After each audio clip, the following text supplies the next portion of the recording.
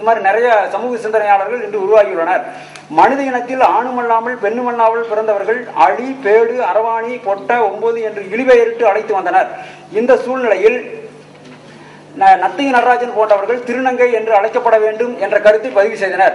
இந்த கருத்தை வலியுறுத்தி தமிழ்நாட்டு மக்கள் அனைவரும், தமிழ்நாட்டு மக்கள் மட்டுமல்லாமல் உலக அரங்கில் இருக்கிற அனைவரும் அவர்களை இனிமேல் திருநங்கையர் என்றுதான் அழைக்க வேண்டும் என்பதை மாண்புமிகு டாக்டர் கலைஞர் அவர்கள் இன்று அறிவித்துள்ளார். அதாவது இன்றளவில் அறிவித்துள்ளார். இது என்ற திருநங்கை என்பதற்கான விளக்கம் என்ன என்று பார்க்கும்போது, திரு என்றால் செல்வம், சிறப்பு, அழகு, பொலிவு, பாக்கியம். நங்கை என்றால் பெண்ணில் சிறந்தவள்.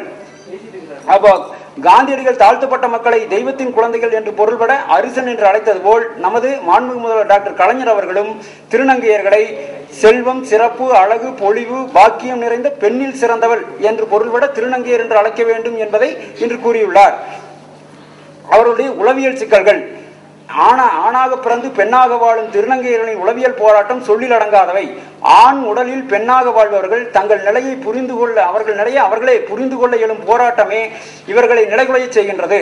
தாம் வாழும் சமூகத்திற்கு தமக்குள் இருக்கும் பெண்மையை சுட்டிக்காட்டி வெளிப்படுத்த எடுக்கும் முயற்சிகள் மன போராட்டங்கள், துன்பங்கள் என்று உணர்ச்சியின் உச்சநிலைக்கு சென்று விடுகின்றனர். தமக்குள் இருக்கும் பெண்மையை வெளியே தெரிந்தால் பெற்றோரும் உற்றாரும் தம்மை வெறுத்து ஒதுக்குவர் என்ற பயமும், இந்த சமூகம் நம்மை கேலி செய்யும் என்ற அச்ச உணர்வும் இவர்களை மாபெரும் குழப்பத்தில் ஆழ்த்துகிறது. தான் வாழும் மனித சமூகம் தன்னை மட்டும் தனிமையில் தள்ளி மன உளைச்சலையும் வாழ்க்கையில் வெறுப்பையும் வெறுமையையும் ஏற்படுத்துகிறது. இதனால் இவர்கள் தம் உடல் மற்றும் வாழ்க்கையின் மீது ஏற்படும் உச்சகட்ட வெறுப்பால் தற்கொலை எண்ணத்திற்கு கூட தூண்டப்படுகின்றனர். திருநங்கையர் உடலியல் ரீதியாகவும் மன ரீதியாகவும் முரண்பட்டு தமக்குள்ளாகவே ஒரு பெரிய போராட்டத்தை நடத்துகின்றனர். இனி தம் பெண்மையை மறைத்து வைக்க முடியாது என்ற உச்சநிலையில் தம்மை உலகிற்கு வெளிப்படுத்துகின்றனர்.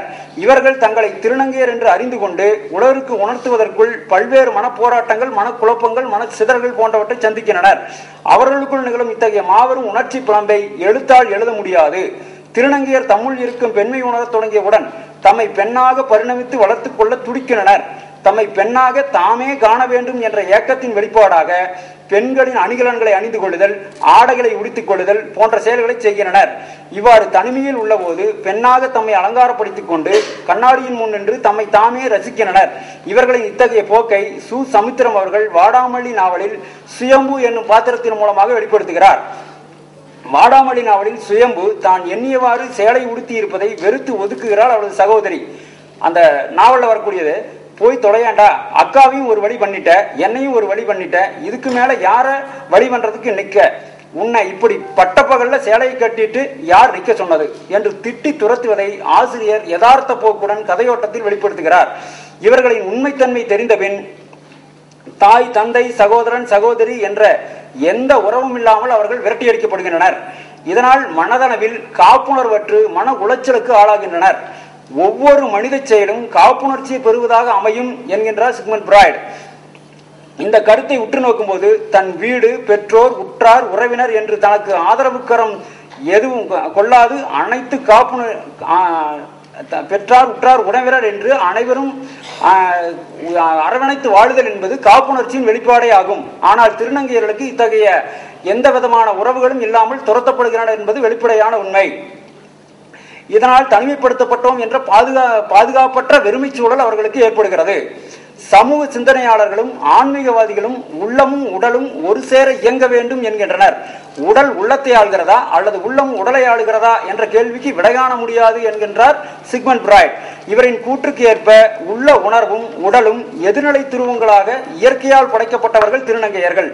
உள்ளத்தின் வேர்க்கை அதிகரிக்கும் போது உடல் அவர்களுக்கு பெருந்தடையாக உள்ளது.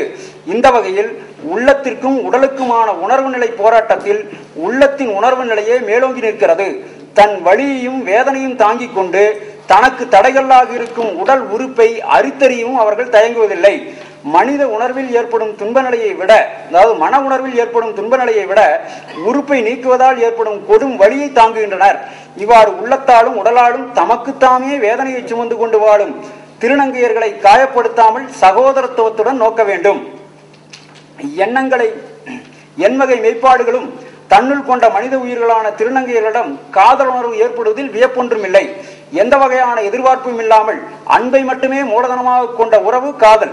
இத்தகைய அன்பு உயிர்களின் அனைத்திற்கும் பொதுவானதாகும்.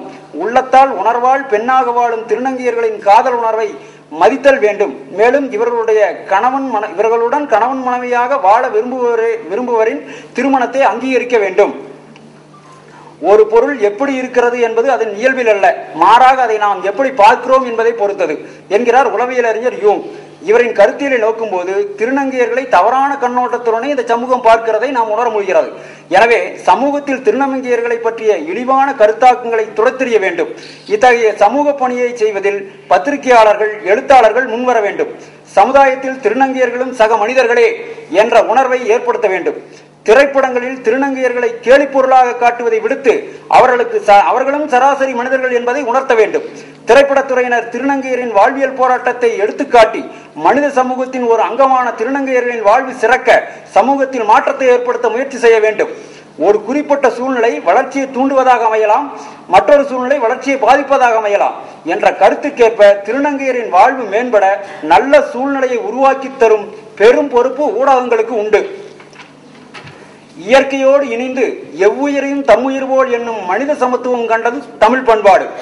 அம்மரபில் வந்த நாம் மாற்றுப்பாலினத்தாரை இழிவு செய்வது நம் மரபினின்று மாறுவிட்டதாகும். உலகில் பல்வேறு நாடுகள் மாற்றுப்பாலினத்தையும் அவர்கள் திருமணத்தையும் அங்கீகரித்துள்ளது. தமிழ்நாட்டு சூழலில் எழுத்தாளர்களும் சமூக ஆர்வலர்கள் போன்றோர் இம்மாற்றுப்பாலினத்தாரின் உரிமைகள் சுதந்திரம் ஒன்று என்று பேசுகின்றனர். இத்தகைய போக்கு அவர்களின் வாழ்க்கை தரத்தை உயர்த்துவதாக அமையும் என்பதாக இக்கட்டுரையை முடிக்கின்றேன். அது மட்டுமல்லாமல் அவர்களுடன் சந்தித்த போது ஏற்படுத்தக்கூடிய அந்த பேட்டியை நான் இப்பொழுது உங்கள் முன் சமர்ப்பிக்கின்றேன். அவர்களை கேட்டேன், நீங்கள் அரவாணி என்ற நிலையை எப்போது உணர்ந்தீர்கள்? சிறு வயதிலே இருந்தே பெண்களோடு பழகுவதற்கு மட்டுமே எங்களுக்கு பிடிக்கும். என்னுடைய 16 வயதில் நான் திருநங்கை என்பதை உணர்ந்தேன். குடும்பத்தினர் கூட ஏற்றுக்கொண்டார்கள். அவர் சொன்ன ஒரே பதில், குடும்பத்தினர் எங்களை வெறுத்து ஒதுக்கிவிட்டனர். அதுதான். குடும்பத்தினர் சொத்து ஏதாவது கொடுத்தினார்னா எங்களுக்கு எந்த சொத்தில் எந்த பங்கும் கிடையாது. உங்களை சமூகம் எப்படி பார்க்கிறது? எடுத்த உடனே கேள்வி, உங்களை சமூகம் எப்படி பார்க்கிறது? எடுத்துமே ஒண்ணு சொல்ல, எங்களை இழிவாத்தான் பார்க்குது. அதான் உங்க பதில, எங்களை இழிவாத்தான் பார்க்கிறது என்றார்கள். அவர்கள் என்ன கேட்கிறாங்க? சக மனிதர்களாக மதிக்க வேண்டும் அப்படிங்கிறாங்க. அதான் அவர் சமூகத்துடன் எதிர்பார்க்கிறது என்னன்னாவே எங்களை சக மனிதர்களாக மதித்தால் போதும் அப்படிங்கிறாங்க. அப்புறம் பெற்றோர் குறித்த உங்கள் கருத்து அப்படின்னா அந்த அம்மா அருமையா பதில் சொன்னாங்க. ஒரு ஆண் ஒரு கொலை குற்றம் செய்துட்டு 10 ஆண்டுகள் சிறை சென்று திரும்பி வந்தால் கூட ஐயோ மகனே வாடா என்று அணைத்துக் கொள்கிறார்கள். நாங்கள் என்ன தவறு செய்தோம் எங்களை வீட்டை விட்டு வெறுத்து ஒதுக்குவதற்கு என்று கேட்டார்கள். அது என் மனதை தொட்டது. அரசிடம் எதிர்பார்ப்பது என்ன என்று கேட்கும்போது, நாங்கள் வசிப்பதற்கு தந்த வீடு வேண்டும். அந்த வீடு அங்க எப்படின்னா தனியா ஒதுக்கிறது. எங்களுக்கு திருநங்கையர்கள் இருக்கக்கூடிய பகுதி அப்படின்னு ஒதுக்கப்படாது. சக மனிதர்களோடு வாழ வேண்டும், சமத்துவபுரத்திலே எங்களுக்கு வீடு வேண்டும் என்றார்கள். இந்த கருத்தை நான் பதிவு செய்கிறேன். அதே மாதிரி இன்னொன்று சொன்னாங்க, எங்கள் இனத்திலே படித்தவர்கள் இருக்கிறார்கள். படித்தவர்களுக்கு முன்னுரிமை கொடுத்து அவர்களுடைய கல்வித்தரத்திற்கு ஏற்ற வேலை வாய்ப்பு தர வேண்டும். அப்படி படிக்காதவர்கள் இருந்தாங்கன்னா அலுவலகத்தில் ஏதாவது கூட்டுற வேலை அந்த மாதிரி இருந்தா கூட பரவாயில்ல அப்படின்னு சொல்றாங்க. அடுத்தது, பெண்ணை ரோட்டில் போகும்போது, அதாவது சாலையிலே செல்லும் போது பெண்களை கேலி செய்தால் வன்கொடுமை தடை சட்டம் என்று இருக்கிறது. ஆனால் அரவாணிகளை யாருக்கு தொட்டாலும் எந்த சட்டமும் கிடையாது. அவர்கள் கேட்பதுதான், அவர் எங்களை அதாவது அந்த ஈவ்டீசிங் சொல்றாங்க இல்லையா, அந்த கொடுமை சட்டத்தில் எங்களை கேலி செய்வர்களையும் ஆளாக்க வேண்டும் என்பது, அதாவது எங்களுக்கு பாதுகாப்பு வேண்டும் என்ற உணர்வை முதலில் முன்வைக்கிறார்கள். அதே மாதிரி எங்கள் இனத்தவரில் வயதான முதியவராக இருப்பவர்களுக்கு உதவித்தொகைகள் வழங்க வேண்டும் என்ற கருத்தையும் அவர்கள் பதிவு செய்கிறார்கள். அவர்கள் பாலியல் தொழிலில் ஈடுபட்ட இருந்தாங்க. நாங்கள் போகும்போது அப்போ நாங்கள் கேட்டோம், இந்த மாதிரியான இது உங்களை தவறானது நோக்குது அப்படின்னு சொல்லும்போது, எங்களுக்கு எந்த ஒரு வேலை வாய்ப்புகளுக்கோ எங்க போன